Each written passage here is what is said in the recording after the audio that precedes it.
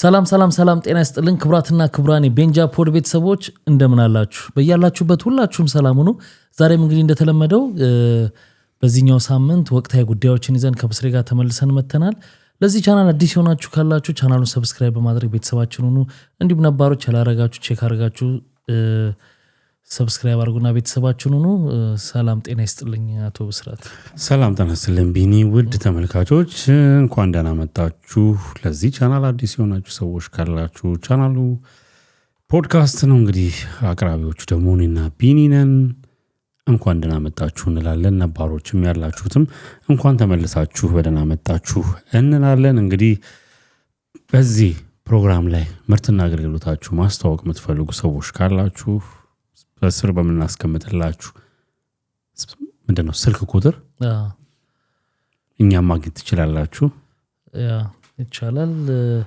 እንግዲህ ሰሞንኛ ጉዳዮችን ነው የምናነሳው በመጀመሪያ ኳስ ላይ እንዴት ነው ምንድነው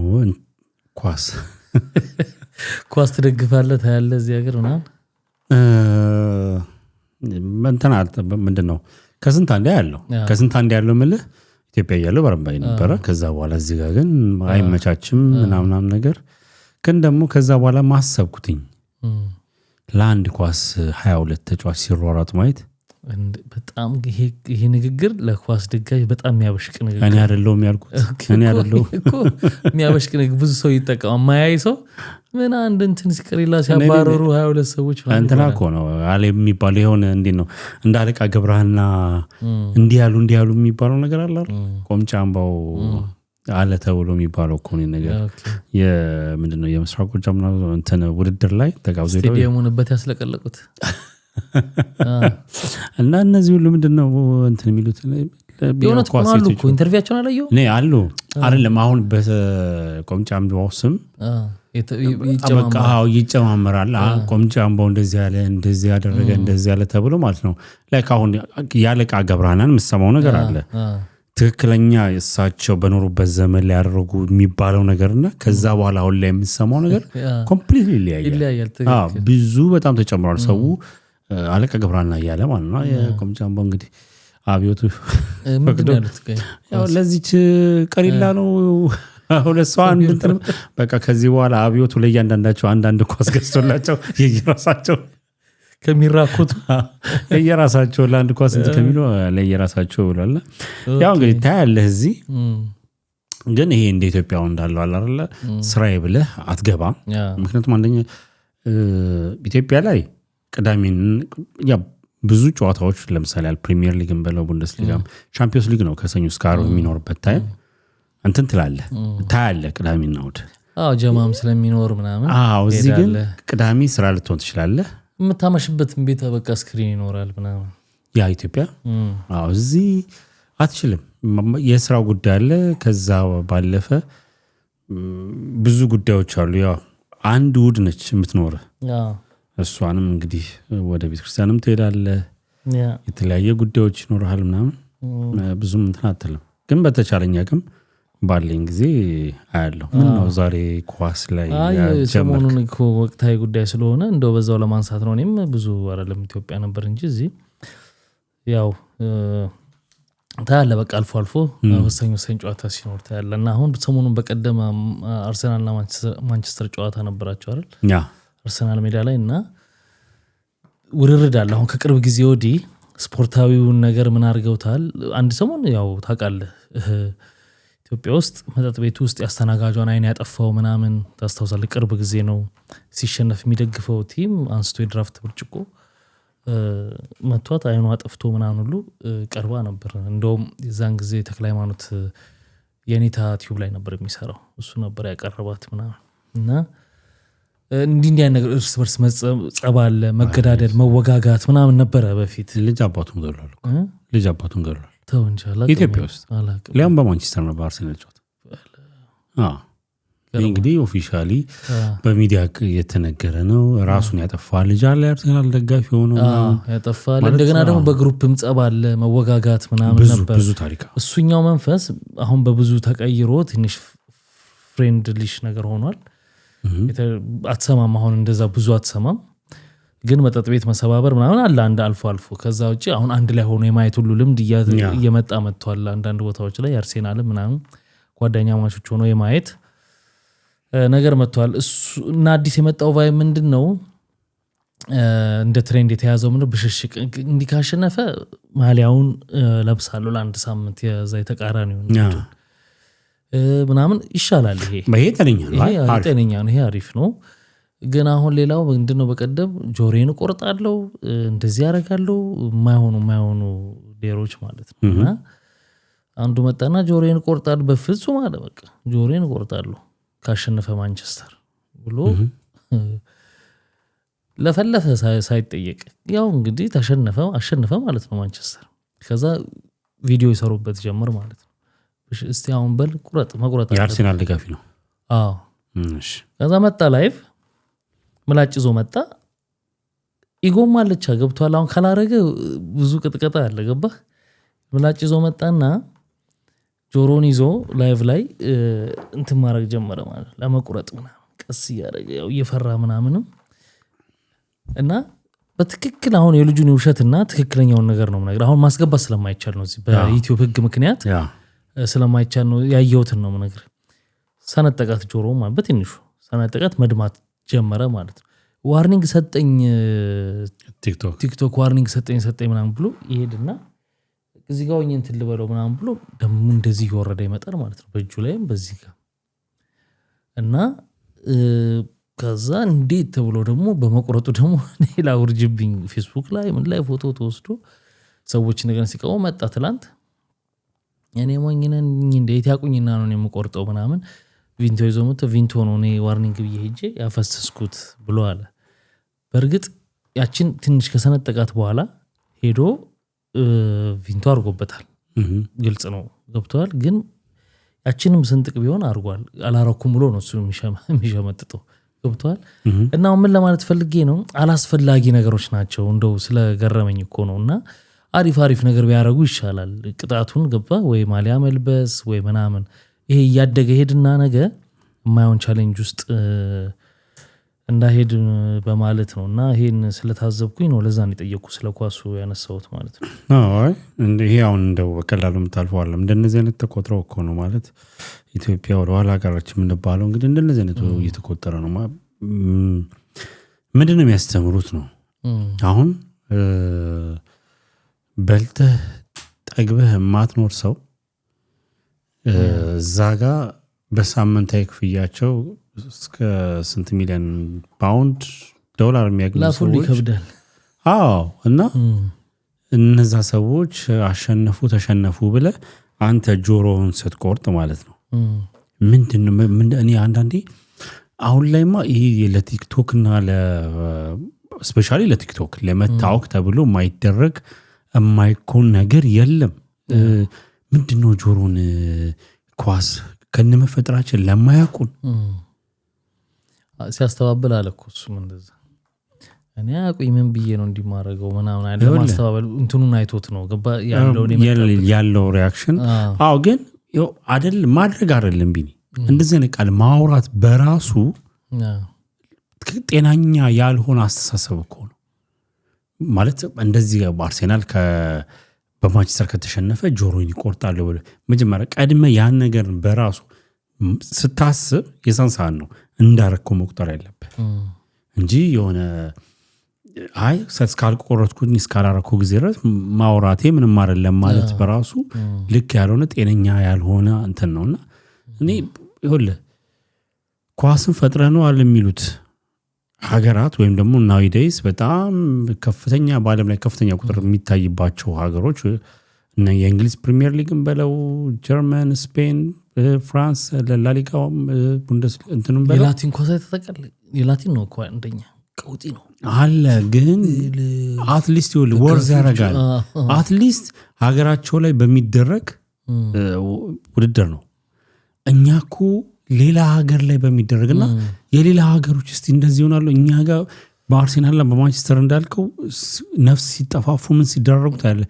እስቲ ኦሪጂናሎቹ ዋናዎቹ ውስጥ ደግሞ ብለህ ስታይ ምንም ነገር የለም። በቃ ከስታዲየሙ ሲወጣ ቢራውን እየጠጣ ይሄዳል። በቃ ከመግባቱም በፊት እኮ አንድ ላይ ነው የሚጠጣው። ምክንያቱም እዚህ ያለንበት ከተማ ላይ አሉ እንግዲህ የምንኖርበት ትልልቅ እንትኖች እና አብረው ሲጠጡ አብረው እንትን ሲሉ ታያቸዋለህ። በቃ የሆነ ኳስ መዝናኛ እንጂ ሌላ ከዛ ያለፈ ነገር ትርጉም እንደሌለ ያውቁታል። ስራ የሚሆነው ለማን ነው? ለተጫዋቾቹ ብቻ ነው።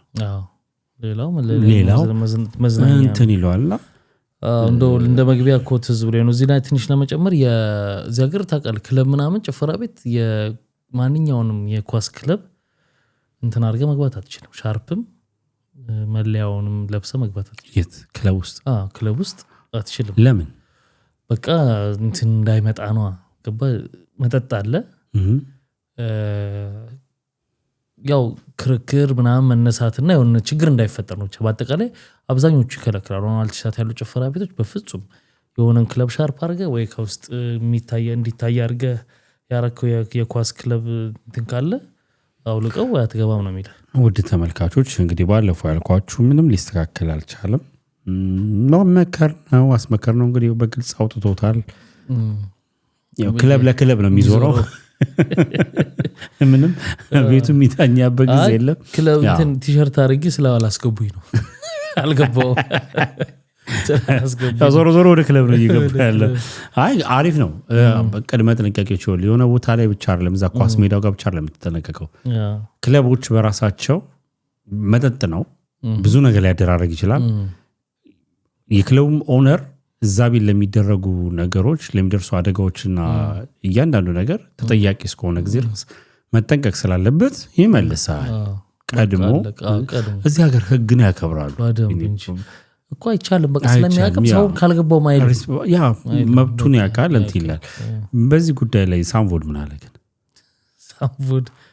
ሳምቮድ በዚህ ጉዳይ ሳይሆን ዛሬ የሆነ ዜና ወጥቶበታል አይደል? ምንድነው ጊዮን ዝግጅት ነበራቸው መሰለኝ። ጊዮን ነው ኮንሰርቱ ዝግጅት ነበራቸው። እሱ ልጅ ሚካኤልና አንድ ሰው ተጋባዥ ነበሩ። ሚካኤል በላይነህ እና ዳዊት ጽጌ። ሚካኤል በላይነህ ነው። ኦኬ ልጅ ሚካኤል መሰለኝ እኮ አይደል? ኦኬ እና ተጋባዥ ነበሩ እነዚህ ሶስቱ መሰለኝ። ኮንሰርቱ ሌላ ሆኖ እሱ ብቻ ነው ሰርፕራይዝ። ሰርፕራይዚንግ አርቲስት ነበር እና በክፍያና በስፖንሰር እጥረት ምክንያት ከተስማሙበት ክፍያ ውጪ መቀነስ እንዳለበት ይነግሩታል። በዛ ምክንያት ሳይገኝ ቀርቷል። ከዛ በኋላ እንግዲህ ሌሎች ፕሮሞተሮችም ስሙን እያነሱት ነው። እሱን እናንሳው። ያ ቢኒ ባለፈው እያልኩ ነበር በግል አውርተነዋል ይሄን ነገር። በሚገርም ነገር የዛለት ሁለት ኮንሰርቶች ነበር የነበሩት። አንደኛው የነበረው ኮንሰርት እንግዲህ የጊዮን ሆቴል ነው። ዳዊት ጽጌ፣ ሚካኤል በላይነህ እና በሰርፕራይዝ አርቲስት ማነው እንትና ነበረ ሳምቮድ። ከዛ ውጭ ደግሞ የአዲስ ኮንቬንሽን ሴንተር የሚባለው አለ እንግዲህ ወደ ሴምስ የተገነባው። እዛ ደግሞ ሌላ አት ሴም ታይም ሌላ ኮንሰርት ነበረ፣ የእነ ሮፍናን ኮንሰርት ነበረ። በሚገርም ሁኔታ ግን እዛ ጋር ነበረ ሳምቮድ ዘፍኖ ሳይሆን እንዲሁ ላይክ ፎቶዎች ነው እንደ ኦዲየንስ አይቼዋለሁ ፎቶ እንትን ብሎ ነበረና የሆነ ፕሮሞተሮች ለምንድን ነው የማይነጋገሩት እያልኩኝ ነበር። ለምን አሁን እንግዲህ ለሳምቮድ እንግዲህ ዜናው ምንድነው ሳምቮድ እንደ ሰርፕራይዚንግ አርቲስት ተብሎ ዲል ያደረጉት አማውንት ነበረ። እሱ ክፍያ መፈጸም ነበረበት። ከዛ በኋላ ግን እነሱ ከትኬት የተገኘው ገቢና ከስፖንሰሮች የተገኘው ገቢ ዝቅተኛ በመሆኑ ምክንያት የእሱ የጠየቀውን ብር መክፈል እንደማይችሉና ዝቅ እንዲደረግላቸው ነበር የጠየቁት ነው። ያ ነገር አይሆንም ብሎ ነው እንግዲህ በሱ እንትን ያለውና ውላቸው የፈረሰው። ከዛ በኋላ እነሱ ያው ሰርፕራይዝ አርቲስቱ የተባለውን በሶሻል ሚዲያ ቀርቷል ብለው ነበር ያሉት። ያው በምክንያት ዝርዝር ሁኔታው ነበር ይፋ ያላረጉት የነበረውና እንግዲህ እንደሰማነው ዜናም ከሆነ ደግሞ ላይክ አሜሪካ ላይ ያሉ ፕሮሞተሮችም የተለያዩ ስቴቶች ላይ እነሱም በሱ እንደተቸገሩ ማለት እንግዲህ ዛበሻ ነው ይዞት የወጣው ዜናውን። ከ25 ደቂቃ ያላለፈ ዘፈን እሱንም ሊፕ ሲንክ ነው የሚያደርገው ከኋላ በሚከፈት ዘፈን አዲስ ነገር እየሰራ አይደለም ለዚህ ደግሞ የሚጠይቀው ገንዘብ ምን ማሽማም እንኳን ያስፈልጋው ከፍተኛ ነው እና ስታስበውም ያው ድሮ በሰራቸው ነገሮች ነው ያሉትና ያው ክራሽ ነው ምናምን በሚባል ፍሬም ውስጥ ነው ያለው ዞሮ ገብቷል አሁን ደጋግመ ስንት መድረክ ታሰራዋለ በዚህ ዘፈን ራሱ በቃ እዚያው ታዞረው በቃ ያበቃል በቃ ምለ ብዙ አይደለም ትክክለኛ ሐሳብ ነው ያነሱት ለማለት ፈልጌ ነው አዎ እሱን አሁን እንደምን አድርገ መሰለም ታቀርበው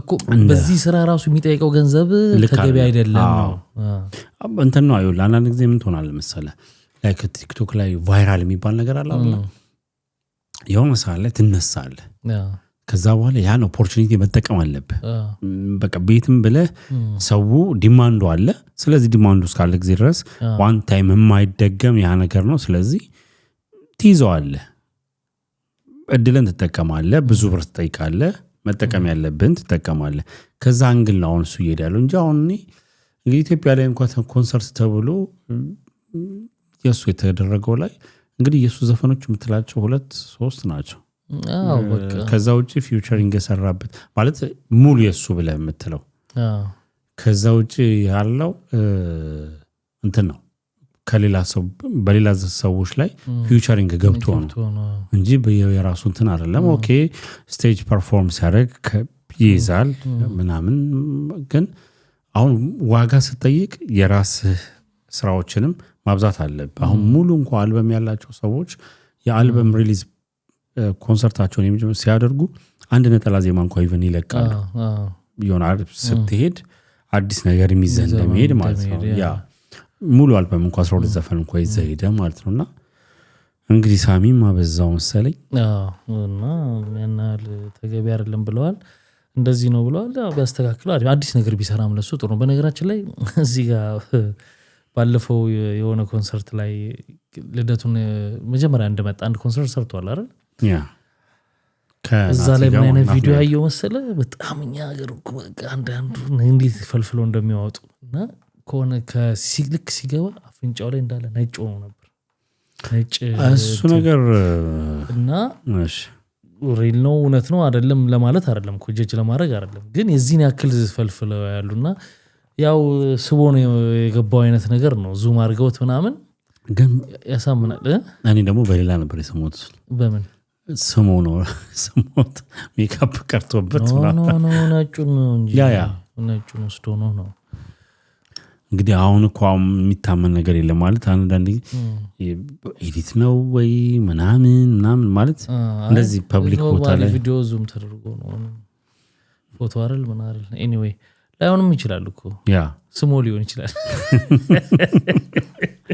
እንደዛ በሚለው መያዝ ይቀላል ይሄ ሩመር ነው ኤኒዌይ ያ ወደ ሌላው ጉዳያችን እንለፍ በጣም ሰሞኑን እንግዲህ ነፍሱን ይማረውና ነፃነት ካረፈ በኋላ ብዙ አነጋጋሪ ነገሮች እየተፈጠሩ ነው ያሉት ያ ከነዚህ አነጋጋሪ ነገሮች አንዱ የደረጃ ኃይሌና የሰይፉ ፋንታሁን የሰጡት ስለሱ ንግግር መለያየት ጥያቄ አስነስቷል ብዙ ሰዎች ጥያቄ አንስተውበታል እኔ ግን ቀላል ነው ብዬ ነው ማስበው ምንድነው ደረጃ ለገነት ንጋቱ አርቲስት ገነት ንጋቱ ደውላ በጠይቀችው ጊዜ በእግሩ ሄዶ ነው ያረፈው ብሎ ይላታል እንዴ ያረፈበትን መንገድ ስትጠይቀው ምን ሆኖ ነው እንዴ ነው ስትለው ሰይፉ ደግሞ ሁለት ከመጋቢ አዲስ ሸቱ ጋር ከመጋቢ አዲስ ጋር በነበረው ቆይታ ላይ ያለው ምንድነው ያው ቤት ውስጥ እንዳረፈ ከዛ በፊት ቶፒካል ሊንክ ላይም ወጥቷል ይሄ ነገር ሰይፉ ያለው ነገር ጁስ ጠጥቶ ከዛ ወደ ላይ ወጣ ብሎ ሲመለስ ወደ ላይ ያለው ምናምን ከዛ ቤት ውስጥ ነው ኦሬዲ አምቡላንሶቹም ሲመጡ ሲመጣ ያዝም ለእንትን ቤተሰብ እንዲያም ብለው ነው የወሰዱት እንጂ ኦሬዲ አርፎ ነበር የሚል ነው ስለዚህ ያው ለሱ ካለው ፍቅር ሰውም ገባ የተለያየ ነገር ምንድነው አንዱ እንደዛ ይላል አንዱ እንደዚህ ይላል ብሏል እኔ ቀላል ነው ያልኩበት ምክንያት ምን መሰለ ገና ወሬው በዛ ሰዓት ትኩስ ስለነበረ ትላንት ደና ሆኖ የታየ ሰው ስለነበረ አንዱ የሆነ ኢንፎርሜሽን ሊሰጥ ይችላል ቦታው ላይ የተገኙት ሰይፉና አስናቀም የሚባለው ጓደኛው ነው ገባ ስለዚህ ከዛ ውጭ ያሉ ሰዎች የሆነ ወሬ ይደርሳል አሁን ደረጃ ጋር የደረሰው እንደዛ አይነት ወሬ ነው በዛ ሰዓት ሲደወልለት ምኑንም ገና እንትን አላለም ሄዶ ነው በግሩ ምናምን ምን ነገር ሰምቶ ሊሆን ይችላል ግን በቃ እንደዚህ ነው ከተባለ ማመን ነው። ብዙ መከራከር የሚያስፈልግ ነገር ያለ አይመስለኝም። ካላቸው ፍቅር ነው ይገባኛል። ከዚህ በፊት ከተፈጠሩት ነገሮችም አኳያ እንደሆነ ይገባኛል። የታምራ ደስታ ማንሳት ይቻላል። ሌላ ማን ነው ደግሞ ሄዱ ማዲንጎ አለ ይየዋል። አዎ የየው እንኳን ይታወቅ ነበር ያው የየው ስትሮክ ሆኖ ምናምን ስለሆነ እንደዛው almost ተመቶ ያው ስለሆነ ግን ይሄኛው ግን ኖርማሊ እንደ ቀላል በሽታ ሄደው እዛው ስለቀሩ ይሄንን ስሜት ይዞ ነው ሰው የሚያነሳው ብዬ አስባለሁና አንዱ ይሄ ነው። እዚህ ላይ የምትለው አለ እንትን ነው ያው በነፃነት ጉዳይ ላይ እንመለሳለን ብዬ ማስብ ያላክምና ግን እንመለስ ያረጋን ከዛ ባለፈውም ሰራው እንግዲህ ያው ሞቱ ብዙ ሰው ስላለው መድገም አያስፈልግም። ሀዘናችንን ገልጸን ግን በዛ ሰዓት ላይ ሲነሱ የነበሩ በተለይ ደግሞ ይሄም ሀዘኑን የማርዳት ሰዎች እንዴት እንደተሯሯጡ ምናምን የሚለው ነገር ላይ ነበር ስናወራ የነበረውና አሁን እዚህ ላይም እንግዲህ ሰይፉም ተናገረው ያው እንዳልከው ያው አንዱ ከአንዱ ቀድሞ የሰማበት ሁለተኛ ደግሞ ምንድነው ነገሮች ከሆነ ሰው ወደ ሆነ ሰው ከሆነ ሰው ወደ ሆነ ሰው ሄደው የሆነ ቦታ ላይ ሲደርሱ ቅርጻቸውን ይለውጣሉ እሱም ጭምር ያለበት ነውና እንግዲህ አሁን ላይ ሌላው ትኩስ ነገር የሚሆነው የነፃነት ወርቅነህ ቤተሰቦች እንዳጠቃላይ አስናቀ የቅርብ ጓደኛው የረጅም ጊዜ ለ19 ነው ለ29 ዓመት እንግዲህ የልብ ጓደኛው ለሱ የቤተሰቡ ሙሉ ውክልና ሰጥተው ሄደዋል። ያንንም ያደረጉበት ምክንያት እንግዲህ አንዳንድ ነገሮችን እሱን የሚመለከቱ ነገሮችን እንደነሱ እንደ ቤተሰብ ወክሎ ነገሮችን እንዲያደርግ ነው። እንደውም አንድ ጽሁፍ ቴዎድሮስ ተክለአረጋይ እንግዲህ ደራሲ ቴዎድሮስ ተክለአረጋይ አንድ የጻፈው ጽሁፍ ነበረ። በተለይ ከከፍያና ከተለያዩ ነገሮች አንፃር የጻፈው አለ። ያው ነፃነት ልጆቹን ከኢትዮጵያ ነው እንግዲህ ወደ አሜሪካ ልኮ ያስተማረ ያለው ማለት የሚልከው ምንድነው ገንዘብ ትምህርት ቤት የትምህርታቸውን ወጪ ከኢትዮጵያ ነው የሚከፍልላቸውና ያ ማለት ትልቅ እንትን ነው። አሜሪካ ላይ ያለውን የትምህርት ውድነት ይታወቃል። እንዳጠቃላይ በውጭ ዓለም ላይ ኑሮ ከባድ ነው። ባይወደድም በኢትዮጵያ ብር ዶላር መግዛት ቀላል ከባድ ነው። በጣም ትልቅ ኮሚትመንት ነው። ምክንያቱም ሁሉ ጊዜ የምንጠብቀው ከዛ ውጭ ያለ ሰው ወደ ሀገር ቤት ሲልክ እንጂ ከሀገር ቤት ወደ ውጭ ሲልክ ብዙም ያልተለመደ ነገር ስለሆነ ትልቅ መስዋዕትነት የሚከፍል ትልቅ ባለሙያም አባትም ጭምር ነውና እንግዲህ ቴዎድሮስ ተክለአረጋይ የጻፈው እንግዲህ ከክፍያ ጋር ተያይዞ እንግዲህ ሀዘኑ ይሄ ነገር ያጋጠመው ድንገተኛ በሆነ ምክንያት ስለሆነ ፔመንት ያልፈጸሙ ሰዎች ክፍያዎች ማለት ነው። እንግዲህ እንደተባለው ከሆነ ነፃነት ብዙ ጊዜ ነገሮችን የሚያደርጋቸው የሪትን የሆነ ወይም ደግሞ በጽሁፍ የሰፈረ እንትኖችን አያደርግም። ላይክ በቃ በትረስት አላርለ በቃ አምነዋል። ስለዚህ በንግግር ብቻ ነው ነገሮችን የሚያደርገውና እንደዚህ አይነት ስራዎችን ተቀብለው ያሰሩ ሰዎች ካሉ ያን ፔመንቱን የሚቀርባቸውን ወይም ደግሞ ያለባቸውን ነገር ለቤተሰቡ እንዲከፍሉ በአመኔታ ያለባቸውን እንዲሰጡ ነው። አዎ እኛ ሀገር አንዳንድ ነገሮች ያው ሰው አይደለ ነገ ሁሌ ምኖራለሁ ብለን የምታስበው ነገ የኔ ቀን ነው ብለን የምታስበውና አትጠነቅቅም። ስፔሻሊ ማስበው ነገር አለ ቤተሰብ ሲኖር እንደዚህ ቤተሰብ ማለት ትዳር ኖሮ ልጆች ስታፈራ ያለብህን ነገሮች እንደው በህይወት ስትኖር ትልልቅ ብለህ የምታስባቸው ኢቨንቶች አሉ ወይም ደግሞ ነገሮች ይኖራሉ። እነዛ ነገሮች መጽሐፍ ብንለምድ ሼር ማድረግ ብንለምድ ሞታለሁ ብለህም አይደለም መሞት አይቀርም ኦፍ ኮርስ ትሞታለህ። አዎ ግን ደግሞ ከጥንቃቄ ማንጻር በለው ወይም ደግሞ በቃ ጀስት የሆነ ቀን ላይ የምትናገር እንዴ ነው የሆነ ነገር እኮ ታሪክን እንትን የምትለው ነገር ላይ ስታየው ለተዝታም ለብዙ ነገር አይደለ። አዎ ግን እንዳልከው ስራዎች ሲሰሩ ለምሳሌ አሁን መጽሐፍ ቢለመድ ለምትለው አሁን ለተነሳው ጉዳይ እንዴት ሆኖ ያስኬዳል። ለምሳሌ እዚህ ሰው ጋር ይሄናል በትክክል ሰነድ ካለ ሰነዱን ካላየኸው በስተቀር በቃል የተዋዋልከውን ከእንትና ጋር እንደዚህ ያለበት እንዲህ ያለበት እያልክ ትጽፋለህ። በጣም ይከብዳል። አታስበው ማጽፍ። እንዳታስበውና እንዳጽፍ የሚያደርግህ ዶሊቲንግ ምን መሰለህ የሞት የሚባለው ነገር ስለማናስበው ነው። ሁሌም አናስበውም። ድንገት ያንን ሞት ብለን የምናስበው መቼ ነው? የሆነ ሰው ከጎናችን ስናጣ ሲርቀን የዛን ሰዓት እንደነግጣለን። እሱም እንግዲህ እስከ ቀብሩ እስከ ተወሰነ ቀን ድረስ ነው ሀዘኑ ከኛ ጋር ሞትን የምናስበው የምናስታውሰው። ከዛ ባለፈ እንረሳዋለን። ከዛ በኋላ ህይወት ደግሞ ይቀጥላል። ግን ያልኩ ነገር አለ። አብዛኞቻችን እናርገው ብንልም አንገፋበትም። አንድ ሁለቴ ልናደርገው እንችላለን። ግን አንዳንዴ ይኸውልህ ሰዎች ጋር ብቻ አይደለም ጥሩ ነገር ማሚን ገንዘብ የሚኖር ነገሮች የሚኖር አንተ ላይም ኖሮብህ ወደ ለቤተሰብ ጣጣ የምታመጣበት ነገሮች ሊፈጠሩ ይችላሉ። እንደው ብንለምዳቸው መጽሐፍ ብቻ አይደለም። ቅድም እንዳልኩ ይሄ የራስ ሰው የምትላቸው ሰዎች አሉ። ለምሳሌ ኦኬ ሪትን ያልሆነ ነገር ያልተጻፈ አግሪመንት የሌለው ነገር ኖሮ ለጓደኛ እንደዚህ ከእንደዚህ ላይ ያለ ልትል ትችላለህ። ያ ሰው ሊክደህ ይችላል።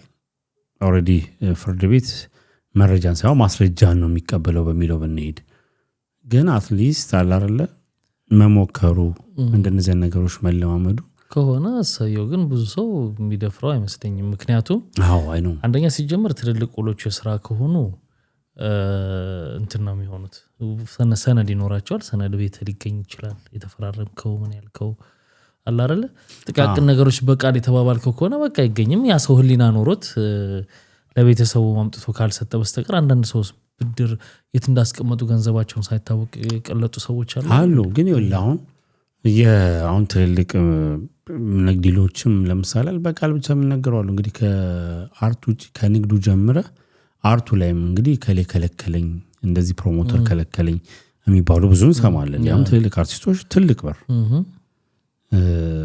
ያን ኮን እና ያለን አይደለም በቃል የተናገርከው ይቀርና ኮንትራክት ላይ ያለ ነገር የሰፈረ ነገር እንኳን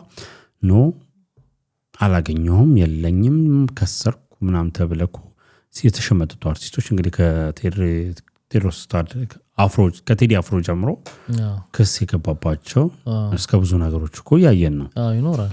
ግን አንዳንዴ ያው ቢችል ያ ሰው የሆነ ብር ያለበት ሰው ወይም ደግሞ ነገሮች ያለበት አላለ ያ ሰው በራሱ ሄዶ ይሄ የሱ አደራ ወይም ደግሞ እኔ ጋር የነበረው ነገር ነው ብሎ ቢመልስ እንደዛ ነው መሆን ያለበት። ትልቅ እምነት ነው።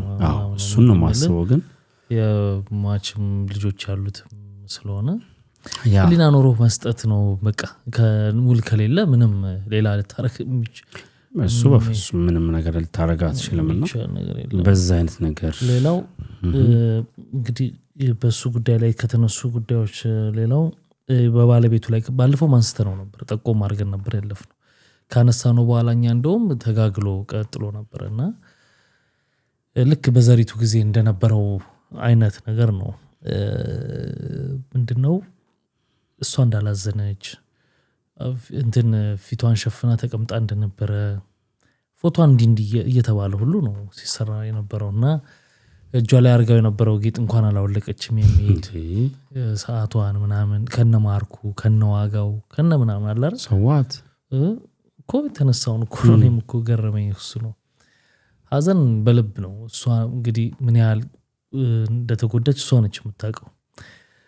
ለዚህ ማስተባበያ እንግዲህ እርግጠኛ አይደለሁም፣ ግን አንድ ሁለት ቪዲዮዎች ስለሷ የተሰሩትን ቪዲዮዎች ለማየት ሞክሬ ነበርና በዛን ወቅት አፏን ሸፍና የነበረው ረጅም ሰዓት ስትመጣም ጥርሷን ታማ ነበር የመጣችውና ንፋስ ሲገባ ያማት ስለነበረ ለዛ ነው የሚል ምላሽና ሳታውቁ ለምንድነው ሰውን እንደዚህ የምትሉት የሚባል አንድ። ሁለተኛ ታሞ አሜሪካን ሀገር ሄዶ ባለመታከሙ የተነሳ የርሰው ዝም ብሎ የራሱን ምክንያት አለ የሚያስቀምጠው ተፋተዋል የሚሉ ደግሞ ሰዎች ምን አገባቸው ቢል አሁን ባለፈው ብዬ ነበር። አሁን ይሄ ነገር እኛም ራሱ እንደው ማለት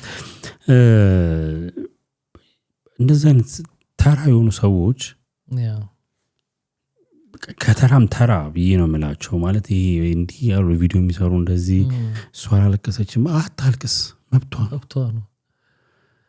ፊቷን ተሸፍነው ለምን ሙሉ ለሙሉ ማስክ አድርጋት መጣም ሰዓት ምናምን ነገር ለምን ወርቅ ልብስ አድርጋት መጣም ይመለከታናል አይመለከተንም አይገባንም ብንወደውም ከሷ በላይ ልንወደውም ነው አይመለከተንም ቢኒ በቃ just እንደው የመውደዱ ምናምን ቶ በቃ በሚመለከተ ጉዳይ ላይ አይደለ በቃ ያ አርቲስት ሞተ አይደለ በቃ መታቀው እሱ ነው አይደለ በቃ ስለሱ እንዴ ለዚህ ማረጋገጫው ግን ትላንትና ሰይፉ የሰጠው ተፋተዋል ምናምን ለሚለው ማለት ነው በትክክል መልሶን ያገኘሁት ምንድነው የሚኖረው እሱ ከባለቤቱ እናት ጋር ነበር አንድ ላይ ነው ቢፋቱ እንደዛ አይኖርም እሳቸውም ናቸው ታሞ አዎ ግን ቢኒውል እኔ ምን አስባለሁ መሰለ የኛ ሀገር ሰው በጣም ስለሚያበዛው በማያገባው እየገባ ስለሚኖር ልክ እንዴት ነው እንትኑ እንደተባለው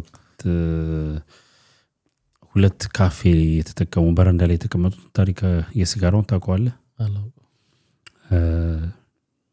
በማያገባው እየገባ ነው እሺ ለኦዲየንስ እሺ አሁን አወቀዋል ላይክ ሲጋራ ያጨሳል እና ሲጋራ ያጨሰ አንደኛው ቁጭ ብሏልና ጭሱ ይረብሸዋል ይሄ ሲጋራ ማያጨሰው ሰው ወለ ሲጋራ የሚያጨሰው ሰው ምን አለው ወንድሜ ታውቃለህ ዓለም ላይ 10% የሚሆነው ሰው የሚሞተው በምን ምክንያት እንደሆነ ይለዋል አላቅም ሲለው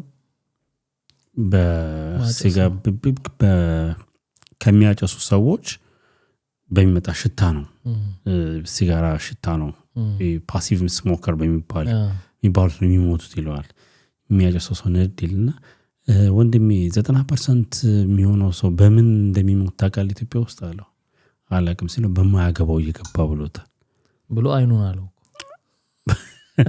እኮ እቺን አላቃት ቆረጥካት እቺን አላቃት ግን ይወለብኝ አሁን ይሄንን ያልኩ መሰለ በቃ እኔ አማካው ነፃነትን ነው ቤተሰቡን እስቲ ስለ ቤተሰቡ የሆነ ባለቤቱ ምናምን ነገር ወንድም እህቶቹ እናቃቸዋለን እንዴ አናቃቸው ማለት ምን ነው ስለነሱ ምንም አልተባለ አይባልም መባልም የለበትም በቃ ነፃነትን እንደ ነፃነት ነው ያወቅኩትኝ ያሳወቀው መጥቶ በሚሰራው ፊልም በሚያደርገው የእንግዲህ የቤተሰብ ጨዋታ ፕሮግራም መሪነቱ የተለያዩ ቲያትር በሚሰራው ትወናው እንዲሁም የማስታወቂያ ስራ በሚሰራው ነገር እንጂ ከቤተሰቡ ጋር ተያይዞ ባለ ጉዳይ ላይ አይደለም ሙቅናን ያገኘው ስለዚህ እሱ ላዘን የሚገባው ለመለከት የሚገባው ያንን የምትወደውን አርቲስት አጥቻለሁ ብለን ልታዝም በቃ ሌላው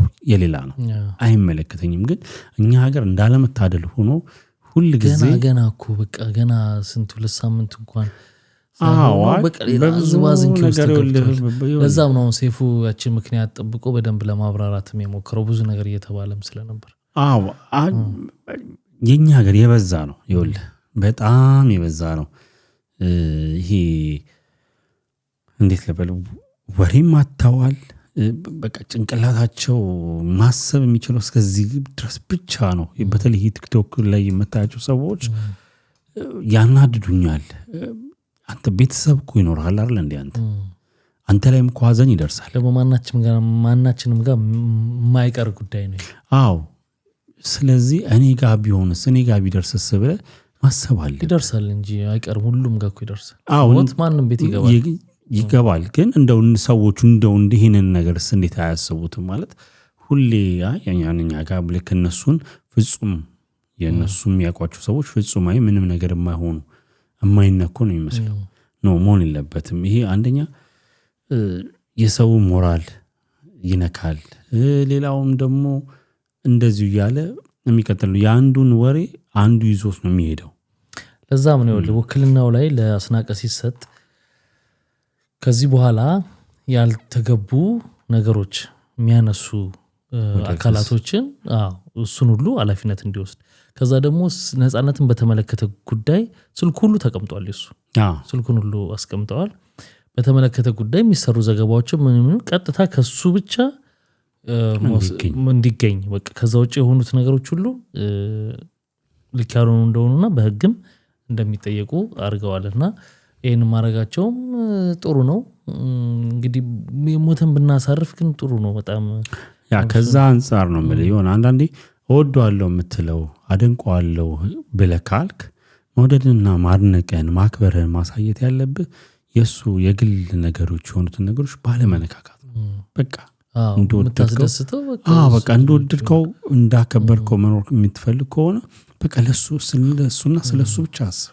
ዘሪቱ ላይ እንደ ነበር የሆነው ያ የልጇ ጊዜ ይኸውልህ ሰው ብዙ ነገር ነው የሚለው ምንም የማያገባው ነገር ላይ ቢኒ በጣም ነው የሚያሳፍረው። በጣም እኔ አሁን ሌላ ዓለም ላይ ባይዘው ለአንዳንድ ጊዜ እኔ ሁሌ የምለው ነገር አለ። አሁን ግልጽ ስለሆነ የምናወራው ብትልም አያገባህም እኮ ተብሏል። ግን ብትልም ለውስጥ ለራስ ልትል ትችላለህ እኮ ይሄ ምንድነው ልትል ትችላለህ። የሆነ ነገር ለራስ ጥያቄ የሚፈጥርብህ ነገሮች አሉ አይደል? ሁሉም ነገር መጥቶ ግን ፐብሊካል እንደዚህ ለህዝብ ምናምን የሚወራ አይደል? ሁሉም ነገር አይወራም አይደል? ሰው ባለትዳር ነው አይደል? ልጅ ይወልዳል። ልጅ እንዴት እንደሚወልድ ግን አምጥቶ ያሳያል። እንዴት ነው ልጅ የሚረገዘው ብሎ አታሳይም እኮ አይደል? ግን እንዴት እንደሆነ ግን ሁላችንም እናውቃለን እኮ አይደል? ልክ እንደዛው አንተ የምታስበው ነገር ሊኖር ይችላል። በቃ አንዳንድ ነገሮች እውነትም ቢሆኑ መተው ህዝብ ጋር በሚዲያ ላይ መተው የማይነገሩ ነገሮች አሉ። ራስ ጋር ጥያቄ ፈጥሮብህ የምታልፋቸው ነገሮች አሉ። ለምን ሰው ነህ፣ የኖርክበት ማህበረሰብ ነው የቀረጸህ፣ የተለመዱ ልማዶች አሉ። እነዛ ነገሮች ብዙ ነገር ለራስ ልታረች ካለፈም ደግሞ አጠገብ ካለ ሰው ጋር አውርተህ የምታልፋቸው ነገሮች እኮ አሉ። ሁሉ ነገር መተህ የራስህን ግምት ከሌ እንደዚህ ስለሆነ ከሌ እንደዚህ ስለሆነች ብለህ መናገር በጣም ትክክል አይደለም። ለዛ ነው ለኔ ቲክቶክን እድል እንዲሰጠኝ እንደው የቲክቶክ ባለቤቶች ለአንድ ቀን እድሉን ቢሰጡኝ መሪነቱን ብዬ የማስበው ለዛ ነው። የኢትዮጵያ 90% አካውንቶችን እዘጋቸው ነበር እስከ ወዲያኛው እንዳይመለሱ አድርጌ 100% ማያስፈልጉ 90% ከአጠቃላይ ተከቱታል ተጠቃሚው 90% እንደው አሳንሽዋለሁ ነው። እንደው 10% ምለው ዌል ኢንፎርማቲቭ የሆነ ትምህርታዊ የሆኑ ነገሮች የሚሰሩ በጣም አሪፍ የሚሰሩ ኮንቴንት ኖርማል እኮ አለ። በቃ የኛ ሀገር ኢንተርቴንመንት አይደለም። ቆሞ የሰውን ስራ ሊፕሲንክ ማድረግ ኢንተርቴንመንት አይደለም። ኮንቴንት ክሬተር አይደለም። ኮንቴንት ክሬተር ማለት የራስን ስራ ኦሪጂናል የሆነ ስራ ይዘህ ስትመጣ እነሱ ልጆች ነው ማለት እንደ ድራማ የሚሰሩ ድራማ ሳይሆን የፈን የሚሰሩ አሉ አይደል? እነሱ ያው ለነዛ ነው 10% ተመለ። ግን ሌላው የፊልምን የተወሰነች ፓርት በቃሉ ይይዘውና ከፊልሙ ኦዲዮ ጋር እኩል ሊፕሲንክ ያደርጋል ወይ ዘፈን። ከዛ ያለፈ ነገር በቃ ያው የምታየው እንዲች የሚሏት ነገር ብቻ ነው ያለው። እንግዲህ 10% እንዳልኩ የተለያዩ የሚሰሩ እንደዚህ ኮንቴንት ክሬት ነው ኦሪጂናል ስራ ነው መጥቶ በረምብ ተዘጋጅቶ የሚሰሩ ስለሆነ ማለት ነው። እንግዲህ ትምህርታዊ የሆነ ነገሮች ኢንፎርማቲቭ የሆኑ ነገሮችን ከሚሰሩት ውጪ ማለት ነው። ሌላው እንዳለ የማያስፈልግ ነው ብዬ ነው የማስበውና የማያስፈልግበት ምክንያት ይኸውልህ አንደኛ ወሬ የማይሆን ወሬ ይዘው መጣሉ። ከዛ በኋላ ይዘው በመጡት የነሱ ሳያንስ ላይክ የሚያደርገው ብዛት ከዛ ደግሞ ኮሜንት ላይ ስገባ ጽንፍና ጽንፍ ይዘው የሚከራከሩልህ የሚሰዳደቡልህ ብዙ ነገር የሚባባሉት ናቸው። በዛ ማለት ሰውዬው ኢንጌጅ አደረኩኝ ነው የሚለው። ለሱማ በቃ እንዴት አይነት ኢሹዋንስ ይቻለው እንዴት አይነት ጭንቅላት አለኝ ብሎ ነው የሚያስበውና ዳስዋይ ያ ነገር አያስፈልግም ብዬ የማስበው። እንግዲህ ወደ ቀጣዩ ደግሞ አሪፍ ነው ነፍሱን ይማረው። ለማንኛውም ቀጣዩ ጉዳይ እንግዲህ በጣም ወሳኝ ጉዳይ ነው። የብሩክ ኒውስ ላይ የተነሳ ጉዳይ ነው። ከዚህ በፊት ሙሴ ሰለሞን በሰራው ማስታወቂያ እንዲሁም ኃላፊነት ወስዶ ራሱ እዚህ ድርጅት ውስጥ ሄዳችሁ ገንዘባችሁ ውጭ የሚልክ ድርጅት ነውና እዚህ ድርጅት ውስጥ ሄዳችሁ ገንዘባችሁን የምትበሉ ከሆነ እኔ ኃላፊነቱን ወስዳለሁ የሚል ሰርቶ እንግዲህ በዛም ጉዳይ እግረኛው ሚዲያ ላይ መጥተው ሰዎች እንትናቸውን ክሳቸውን እንደ ፍርድ ቤት ሳይሆን ያው የተደረሰባቸው ነገር ሲናገሩ ሰምተናል። ያው በዛ ምክንያት እንግዲህ እስር ቤት ገብቶ እንደወጣ እናውቃለን። አሁን ደግሞ ብሩክ ኒውስ በሰራው ማስታወቂያ ሄደን ቤታችንን ይኸው በሐራጅ ሊሸጥብን ነው የሚሉ ሰዎች መጥተዋል። ታሪኩ እንዴት ነው የሚለውን ባጭሩ ልንገር። ላልተመለከቱትም ተመልካቾች ማየትም አለባቸው ጉዳዩን ለመጠንቀቂያ ስለሆነ ምንድነው አንድ ሴት ናት ከዚህ ሁሉ ሚና ጀርባ የምትጫወተው ምንድነው የምታረገው ታጠናና ፋሚሊን ለምሳሌ አንዷን እናቶች ያረጋቻቸውን ድንገር የራሷን እናት ጭምር ነው ያታለለችው የእናቷን ጎረቤቶች ታግቻለሁ ብላ እሷ ለእናቷ ነግራ ሄዳው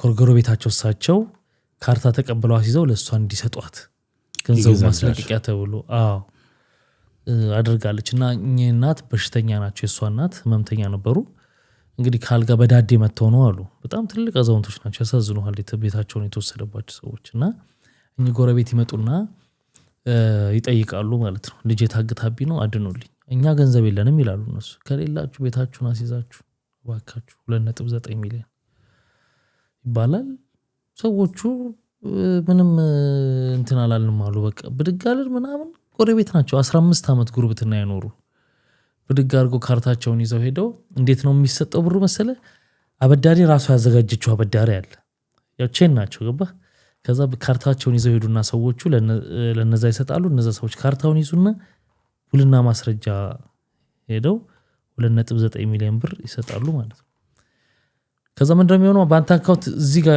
አንተ አካውንት ላይ እነሱ ላይ ገባ ከነሱ ወጥቶ ወደሱ ገባ ዋጋቸው ወደ ተባሉት ገባ ከዛ አሁን ሰርቼ ሰጣቸዋል ሰርቼ ሳይሆን አለኝ ገንዘቡ ከትንሽ ቀን በኋላ ይወጣል ግን የለም 15 አመት ጎረቤቴ ናቸው እሺ ሀጎኔ ማለት ነው በሽተኛ ናቸው እሺ እየዳሁ መጡና ባካችሁ ልጅ አባይ በረሃ ላይ ልትታረድብኝ ነው ባካችሁ ቅበሩኝ አሉ እነሱ አቀናይተው አስቀምጠዋል ብር የሚያበድሩትን በደላላ መጣው ማለት ነው ያን ሁሉ አድርገው ልትታረድብኝ ልጄ አስመጭና ላኪናት ሲሉ ደግ ጎረቤቶች ናቸው እኔ በደግነት ነው ልጄ እኔ ክርስቲያን ነኝ በደግነት እንዴ የሰው ልጅ ካመታረድማ ግን ብር የለንም አላቸው እሱ ሲላቸው ካርታ ሲዛችሁ ተበደሩልኝ አሉ ልጃቸው ስሟ ርስቲ ኃይሌ ነው አሁን ልጅቷ በወቅቱ የለችም ልትታረድ ነው ብለዋል እሳቸው ማለት ነው አሁን ይሄንን ሲሉ እስከ ቀን ይመለሳል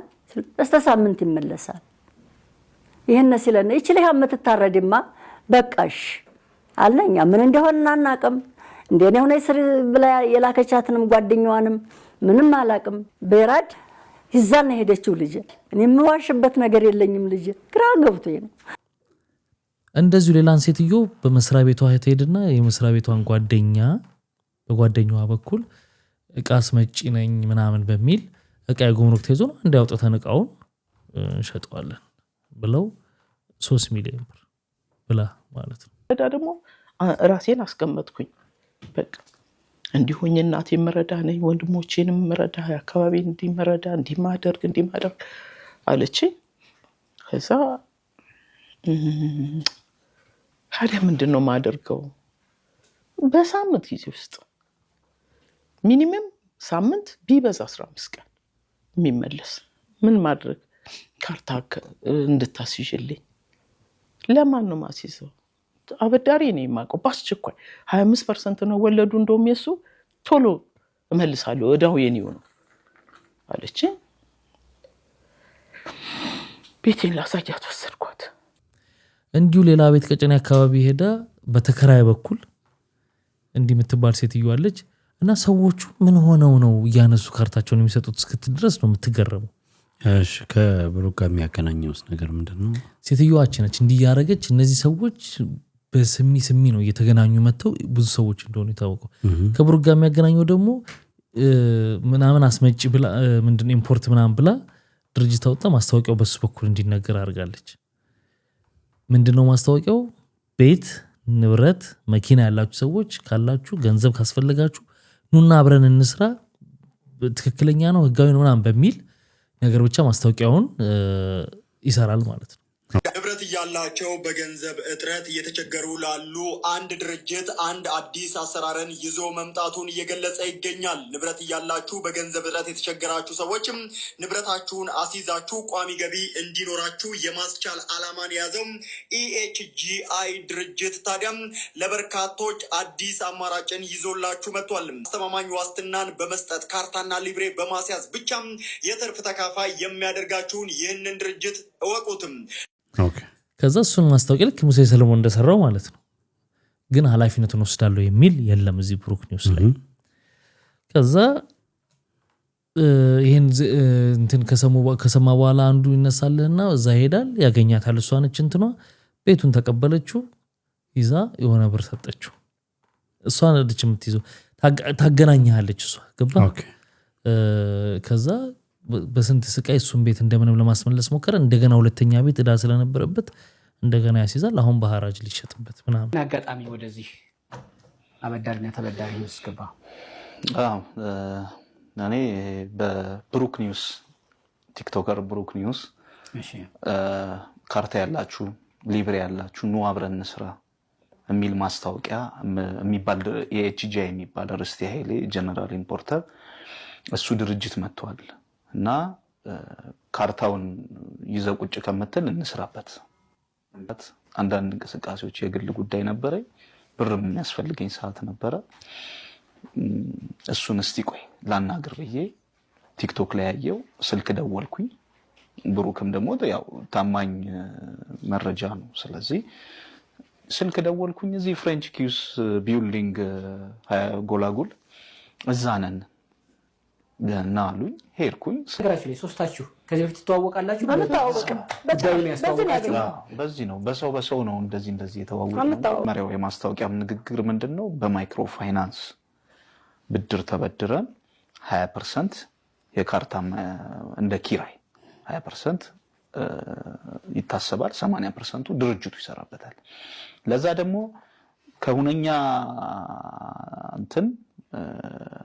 ከሁነኛ ተቋም ዋስትና እንሰጣለን፣ የቼክ ዋስትና እንሰጣለን የሚል ነገር መጣ። አንዴ ማስታወቂያውን እንስማው። በቃና ቀላል ቁጥር አሉ። በጣም ብዙ ሰዎች ናቸው ገና ያልመጡ አሉ። ከተማውን በአዲስ ሲስተም እንደዚህ አድርጋ ተቆጣጥረዋለች። እና ብሩክ ኒውስን ደውለው ለማናገር ሞክረዋል። እኔ ህጋዊ ንግድ ፍቃድ አይቼ ነው የሰራሁት ማስታወቂያውን፣ ግን በግሌ ደግሞ እንደገና ለማጣራት ያው የጨዋ መልስ ነው የመለሰው እሱ ለመሞክራለሁ ብሏል። ግን ንግድ ፍቃዷ ሄ ልጅ ስለሚያውቀው ፌክ ንግድ ፍቃድ አሳይታ ይሆናል እንጂ ንግድ ፍቃዷ እኔ አስጠንቼ እንትን የከሰመ ነው።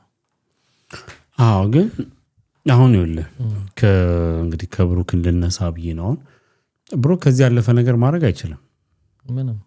ለምሳሌ የሆነ ማስታወቂያ ስራልኝ ብሎ የሆነ ድርጅት ይመጣል ወደ አንተ። ልታረጋቸው የምትችላቸው ጥንቃቄዎች ወይም ደግሞ ጥያቄዎች ይኖራሉ የምታቀርባቸው። ስለ ህጋዊነቱ ታጣራለህ። ህጋዊነቱን የምታጣራው ምንድነው? ይሄ ድርጅት በስነ ስርዓት በኢትዮጵያ ንግድ ስርዓት ውስጥ ተመዝግቦ በስነ ስርዓት ያለ ንግድ ድርጅት አክቲቭ የሆነ ንግድ ድርጅት ነው ወይ የሚለውን የመጀመሪያው የምትለው። ከዛ ውጭ ቼክ ልታረገው የምትችለው ነገር በህግ ደረጃ የለም። አይኖራል እሱ መላርክ ካልክ ከምን አንግል መሰለ ንግድ ፍቃዱን ሲያሳይ ለምሳሌ ንግድና ኢንዱስትሪ ሄደ እሱንማ ከዚህኛው ጋር ተያይዞ ነው እንጂ አይ እንደው እሱን በዛኛው ውስጥ እንያዘው ብዬ ነው። ግን ከዛ ውጭ ያሉ ነገሮች ንግድ ፍቃድ ሁሉ ይዞ የመጣልህ እኮ ህጋዊ ነው ማለትም አይደለም። ቤቱ ሁሉ አትሞም ሊመጣ ይችላል ነው ወይ? እሱም ማጣራት በምትችለው ልክ ታጣራዋለህ። ግን ከዛ ባለፈ ለምሳሌ አሁን የዚህች ልጅ አይነት ኬዝ ህጋዊ የሆነ ሰነድ እያሳየች ከጀርባው ግን ያንን ሀብት የምታፈራበት መንገድ አሁን በተጠቀሱት አይነት የሰዎችን ማጭበርበር በካርታ በተለያየ ጉዳይ ላይ ባተኮረ ነገር ላይ የምታመጣው ነገር እዚህ ጋር ማስታወቂያ የሚሰራው ሰው ሊያውቀው አይችልም። ገብቷል አይደል? በቃ ኦኬ ንግድ ፍቃዱ ህጋዊ ነው ወይ? ህጋዊ እንደሆነ ከመንግስት አካል ማረጋገጫ ይሰጣል፣ ትክክለኛ እንደሆነ አክቲቭ እንደሆነ። ኦኬ ከዛ ባለፈ ምንም ነገር ሊያረጋ አይችልም። ያው አሁን እንደዚህ ነገሮች ወለ ቢኒ በጣም በስተዋል። አዳዲስ ቴክኒክ ነው። በዛ ላይ ቀላል የማይባል ብር ነው ሰዎች ሲጨረበሩ የምትሰማው። ቤትን ያህል ነገር በሐራጅ በቃ ሜዳ ላይ ለአንደኛ ከእንትንም አንጻር እኮ ነው ቢኒ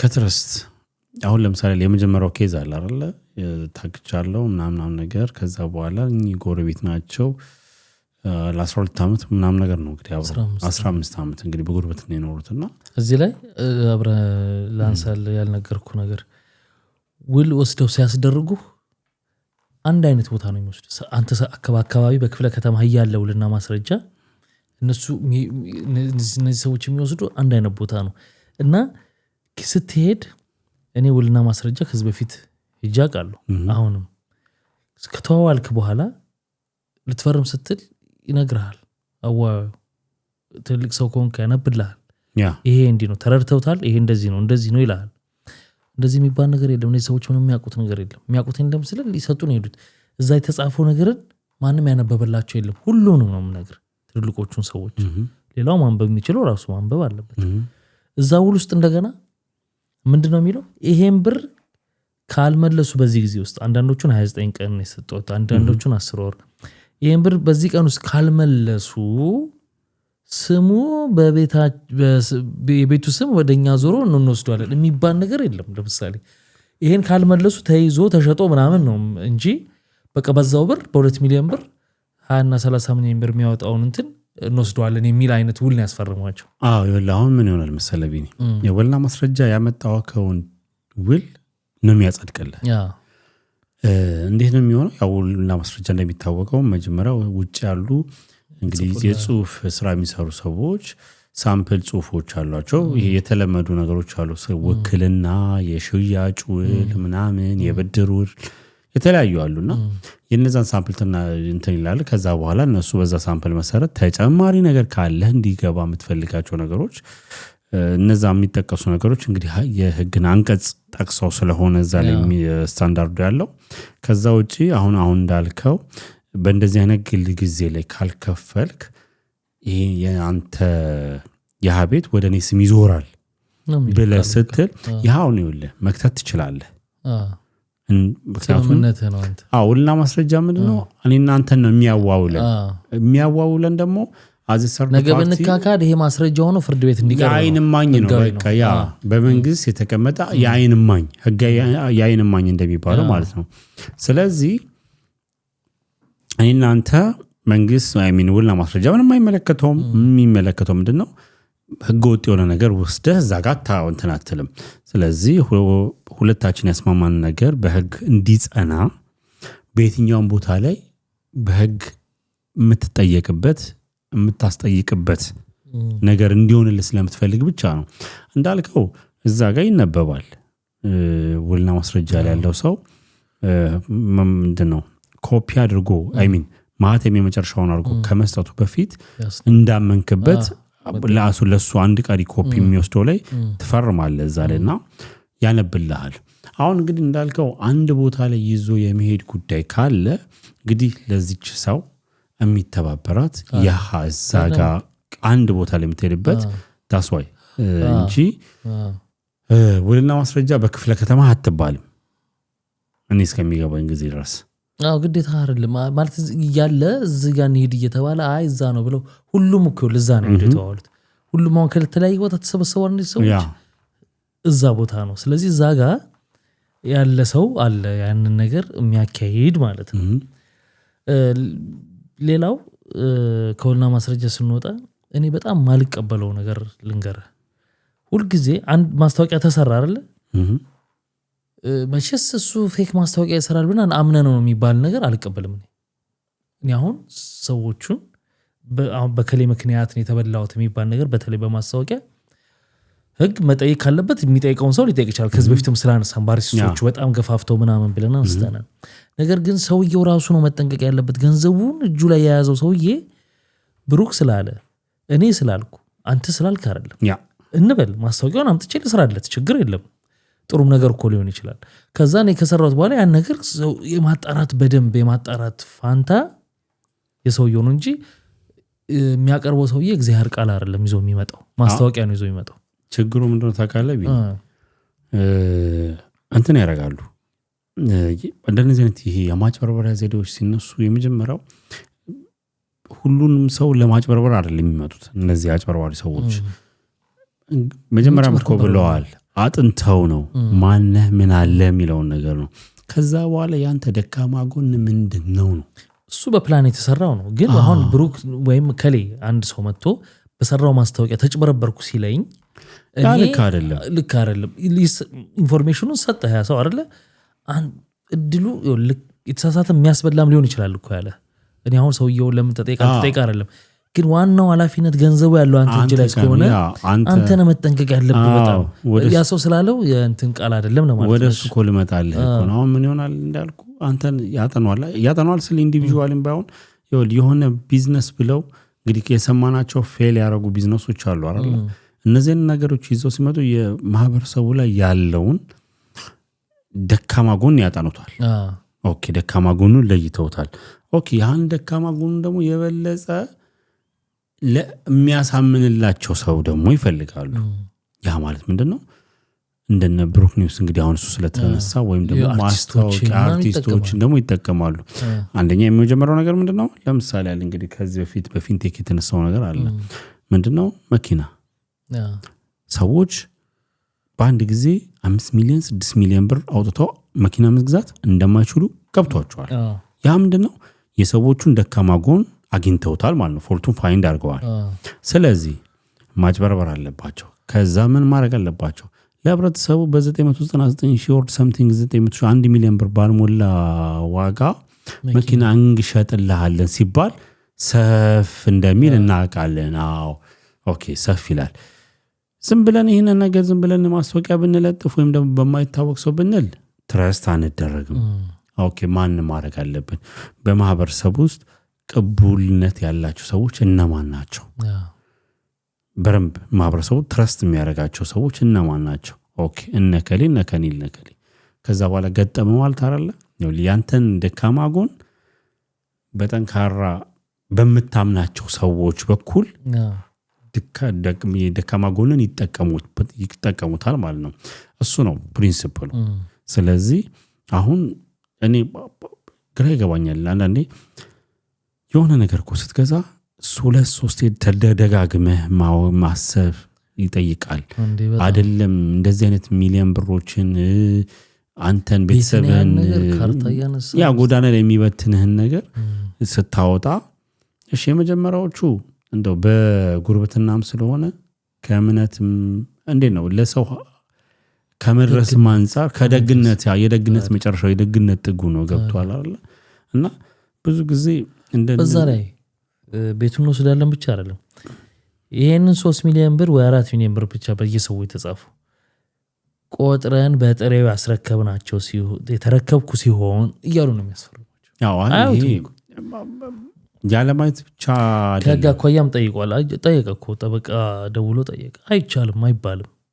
ገብቷል አንደኛ በህጉ ራሱ የህግ ቃላቶች አሉ አሁን ያንን ብር አውጥተህ በእጅ መስጠት ትችላለህ ወይስ እንደዚህ ቢሆንስ ምን እዛ ጋር ሄደው የሚነበብላቸው ሌላ ነገር ጭራሽ አይነበብላቸው አሁን ደዋይ ከተነበበም ደግሞ ማለት ነው ያው አንደኛው ውልና ማስረጃ የሄደ ሰው ታምነዋለህ እኮ በአጠቃላይ ስትሄድ እንደዚህ አይነት ነገር ይጨምራል ትረስት አድርገዋል አይደለ የመጀመሪያው ትረስት አድርገዋል በዜናም በመናም እንግዲህ ቅድም ባሉት ነገሮች በማስታወቂያው ከዛው በቃ ውልና ማስረጃ እንሂድ ደግሞ ስትባል በረምብ ታምነዋል አንድ ግን የተረዳሁት ነገር ምንድነው መሰለህ ከሁሉም ንግግር ላይ ባዕድ ነገር እንዳለ ተረድቻለሁ አንደኛው አሁን እናት ቢሮ ሰው ናቸው ምናምን ናቸው በቃ ተሰጥቶኝ እስክሪብቶ ወረቀቱ ጋር እስካገናኘው ድረስ እንትኔን አላቀውም አሉ እኛውም ሰውዬ ከጄ ከሳጥኔ ውስጥ ካርታውን ይዤ ስወጣ በቃ አላቀውም አሉ አላቀውም ማለት ምን ኮምፕሊትሊ የለውም ሳይሆን በቃ የሆነ ደመ ነፍስ ነገር እና ምን ገባኝ የሆነ ነገር ያለ ይመስልሃል የሆነ ሌላ ባዕድ ነገርም ጭማሪ ነገርም ትላለህ ምናልባት የሞኝ ሐሳብ ሊሆን ይችላል ግን የሚሉትን ነው እኮ ሰዎች እና ጉዳዩንም ስታየው ሰው በዚህ ልክ ይሁን ሁሉ አመት ሲሰሩ በረሃ ተንከራተው ያፈሩትን ቤት በጡረታቸው ገና ከመውጣታቸው 2 ዓመት ገና ያላረፉ ሰውዬ አንስተህ ካርታና ያህል ነገር ስትሰጥ የሆነ ነገር ካልሆነ አይምሮህ እንዴት በአንድ ብድግ ብለህ ትሄዳለህ የሚል ገባ።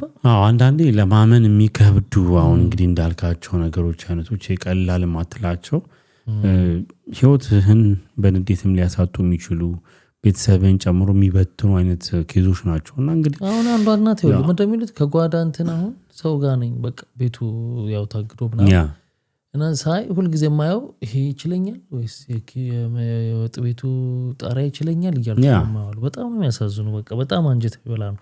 እና አሁን ይሄን ያነሳንበት ምክንያት ሰዎችም አሁን ይሄን ነገር ማየት አለባችሁ፣ ማወቅ አለባችሁ፣ መጠንቀቅ አለባችሁ። በጣም ብዙ ሰዎች እየተበሉ ነው ያሉት በአሁኑ ሰዓት። ህግ ደግሞ ፍርድ ቤት ደግሞ ያመጣለትን ማስረጃ ነው ይዘው በመንግስት አንፈርድም።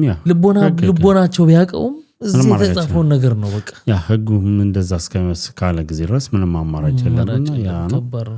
ክቡራትና ክቡራን እንግዲህ እስካሁን አነሳን እነዚህን ሀሳቦች። እናንተ ማሳብ አስተያየታችሁን ኮሜንት ሴክሽን ላይ ያስቀምጡልን። አዲሶች ሰብስክራይብ አድርጉ። መጀመሪያ ላይክ ያላርጋችሁ ደግሞ ላይክ አድርጋችሁ እንድትወጡ በትህትና እንጠይቃችኋለን። ጨርሰናል። እንግዲህ በዚህ ፕሮግራም ላይ ምርትና አገልግሎታችሁን ለማስተዋወቅ የምትፈልጉ ድርጅቶች ወይም ደግሞ ግለሰቦች ካላችሁ ከስር በመናስቀምጥላችሁ ስልክ ቁጥሮች ኮንታክት ብታደርጉ አብረን ለመስራት ዝግጁ ነን እንላለን። እንግዲህ ይህን ይመስላል። በሚቀጥለው በሌሎች ቪዲዮዎች እንገናኛለን። መልካም ጊዜ። ባይ ባይ። ሄደች